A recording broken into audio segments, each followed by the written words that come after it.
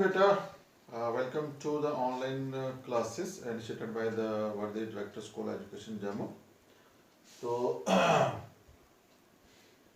मैंने आपको जो पिछले लेक्चर्स हैं वहाँ पे मैंने आपको बताया था टाइप्स ऑफ नंबर्स के बारे में और रेशनल नंबर फ्रैक्शंस के बीच में क्या डिफरेंस है, ठीक है। और कुछ हमने आपकी जो फर्स्ट एक्सरसाइज है उसकी हमने प्रॉब्लम्स भी डिस्कस की थी।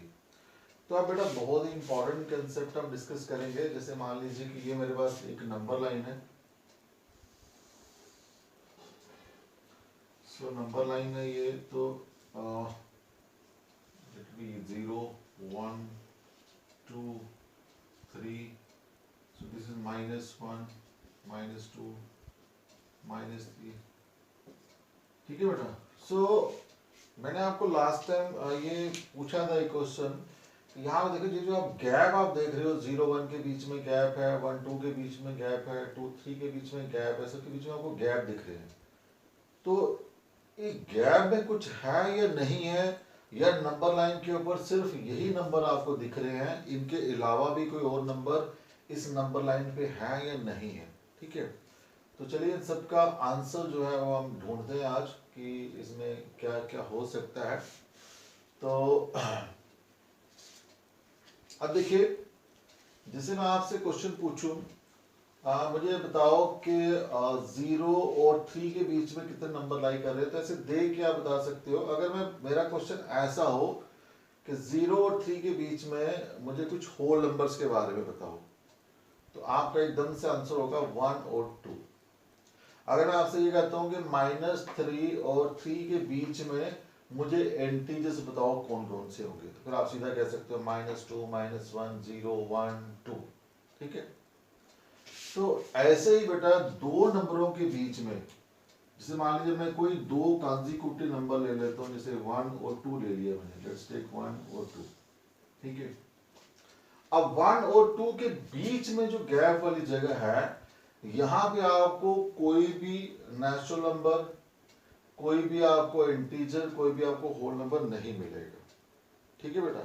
अब यहाँ पे मिलेगा क्या, वो हमने देखना है यहाँ पे। सो देखिए आप,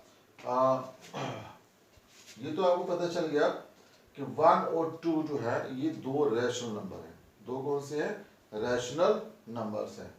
अब हम ये देखेंगे कि क्या दो रैशनल नंबर के बीच में भी कोई और नंबर लाई करता है या नहीं करता, ठीक है। सो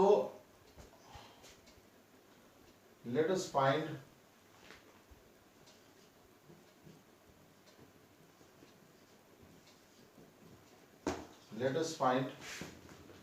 सम का मेरा मतलब यहाँ पे कुछ भी हो सकता है। लेट इट बी, मैं 5 ले लेता हूँ, फॉर एग्जांपल 5 रैशनल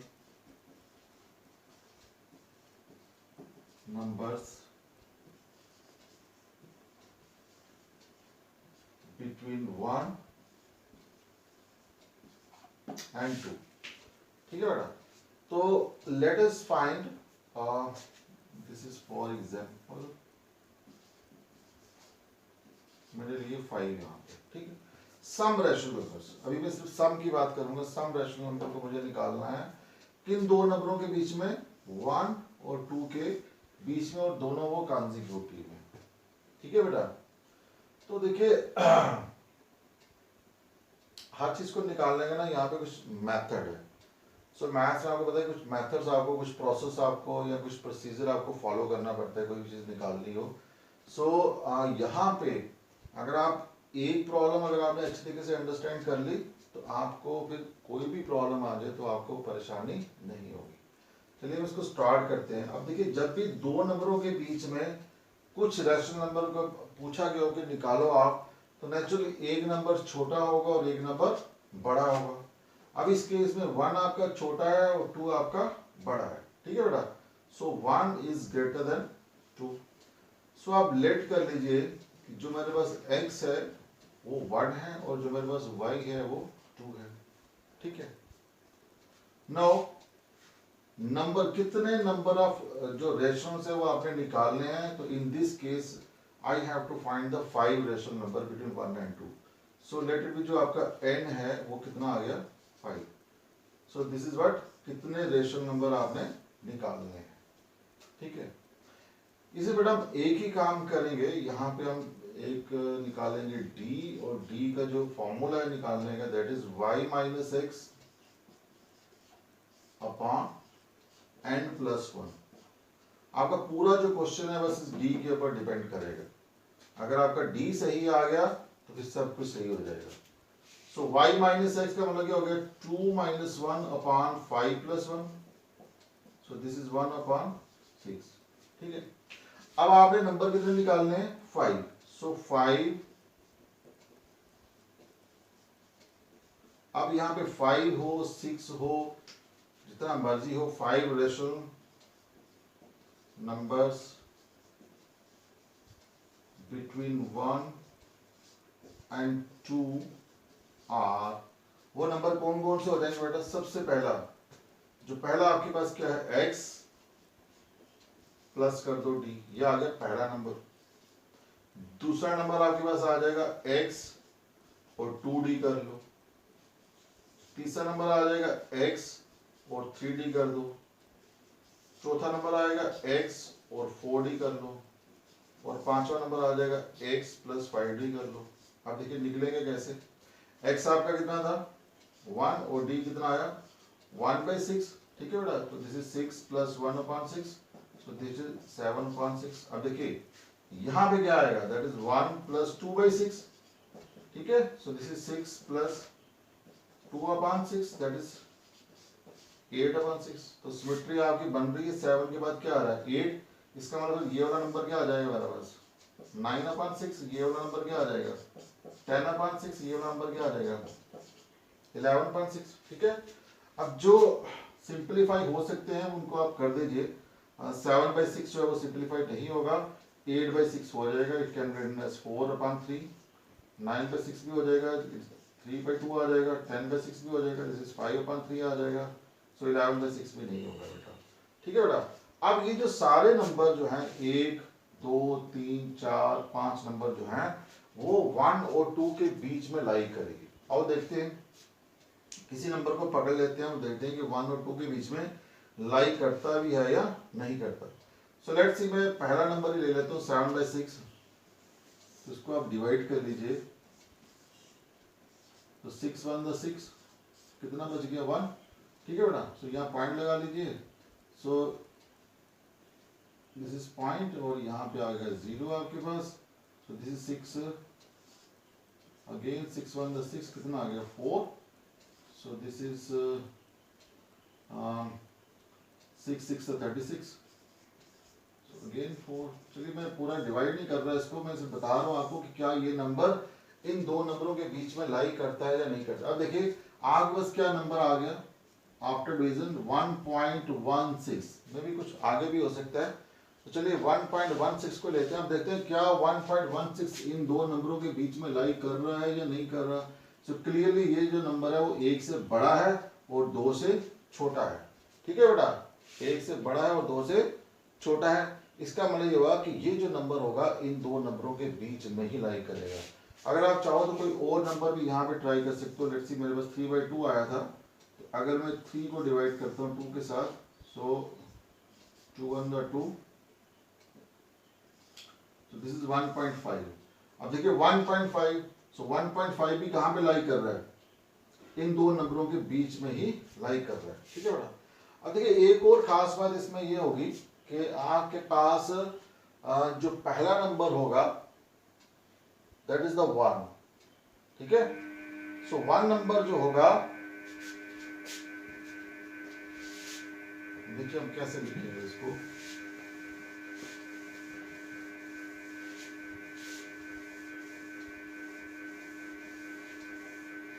देखिए सो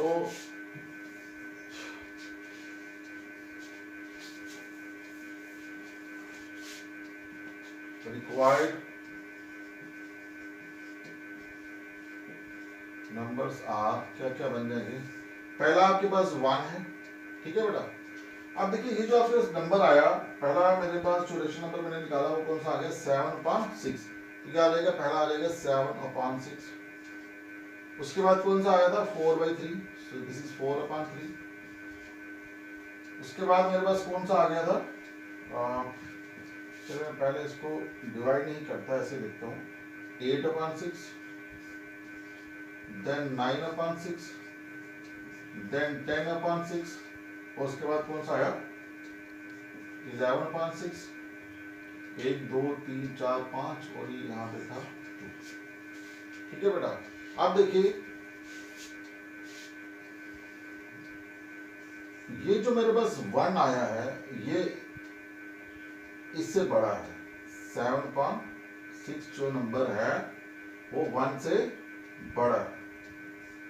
ठीक है बेटा, अब जो इसके आगे वाला नंबर आया वो इससे बड़ा है पीछे वाले से, फिर जो आगे वाला आया वो इससे बड़ा है, 10 जो है वो 9 से बड़ा है, 11 जो है वो 10 से बड़ा है। ठीक है, और जो 2 है वो इससे बड़ा है। अब आप यहां से भी देख सकते हो कि ये जो सारे के सारे नंबर हैं ये 1 और 2 के बीच में ही लाई कर रहे हैं। अब आप इसको सिंप्लीफाइड फॉर्म में लिखना चाहते हो तो आप लिख सकते हो, so that is 7/6, 4/3, so this is 3/2, this is 5/3, 11/6, so this is how to find the rational number between two rational numbers। ठीक है, तो अभी आपने देखा कि ये जो गैप आप देख रहे थे, जो खाली आपको दिख रहा था, इस गैप में ये वाले सारे के सारे नंबर यहाँ पे लाई कर रहे हैं। ठीक है, अभी तो मैंने सिर्फ 5 की बात की है, अगर मैं 500 नंबर की बात करता, 5000 की बात करता, 5 लाख की बात करता या 5 करोड़ की बात करता, जितना भी आप सोच सकते हो नंबर्स उतनी में बात करता, तो इसका मतलब इन दो नंबर के बीच में उतने नंबर लाई करते। तो मेरा कहने का ये मतलब है कि बिटवीन दो रेशनल नंबर के बीच में आप जितने चाहो उतने रेशनल नंबर फाइंड आउट कर सकते हो। सो बिटवीन, ये चीज आप याद रखिए, between two rational numbers we can find as many rational numbers as we want। जितने हम चाहें उतने हम रेशनल नंबर इन दोनों नंबरों के बीच में फाइंड आउट कर सकते हैं। अभी तो मैंने एक एग्जांपल लिया आपके पास, सिर्फ मैंने कोई 2 नंबर ले लिए, 1 यहीं से उठा लिए। अब मैं कुछ और एग्जांपल्स आपको लेके बताऊंगा कि अभी तो मैंने दोनों पॉजिटिव नंबर ले लिए, अगर मैं फ्रैक्शन लूँ तो तब क्या होगा, अगर मैं 2 नेगेटिव नंबर उठा लूँ तो तब क्या होगा। ठीक है बेटा, तो ये सारी अब आप अपने नेक्स्ट वीडियो में आपको बताऊंगा कि मेरे पास अगर 2 नेगेटिव हैं तो तब मैंने क्या सेम प्रोसीजर ही चलना है, जो कुछ उसमें चेंजेस लाने हैं। ठीक है, कि अगर मेरे पास कोई फ्रैक्शन होगा तो तब मुझे कैसे जो है वो 2 नंबरों के बीच में रेशनल नंबर निकालने हैं। तो अभी आप इसको आप घर पे प्रैक्टिस कीजिए, तो मेरे नेक्स्ट वीडियो में इन सारे क्वेश्चंस के आंसर आपको मिलेंगे। ठीक है बेटा, सो थैंक यू।